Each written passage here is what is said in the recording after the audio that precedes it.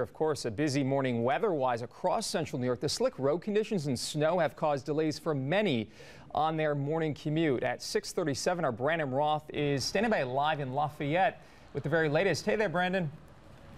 Hey, good morning, buddy. Well, I'll tell you, rough commute this morning, especially on Interstate 81. The good news, it's back open, but it was shut down this morning because of heavy snow in the southbound lane, starting up at about the Nedrow exit. Again, it has been reopened now, but there is tough going. As Peter said, some areas up in the hills, and I can tell you because I came in from Cazenovia on Route 92, a good 6 to 8 inches in some spots there early, very early this morning. Now, crews have gone out. In fact, we've seen plows going by now, and the roads look to be in pretty good condition. However, the rain has started up, freezing rain, and you can bet that that's going to make for some very icy road conditions, so you're going to want to be very careful. And this is why you're going to be wanting to be careful, because this is the type of snow that's falling. It's great if you're making a snowball, but if you got to drive in it, this is wet, heavy snow that freezes very quickly, and it can make for some very treacherous driving conditions. So something to keep in mind as you head out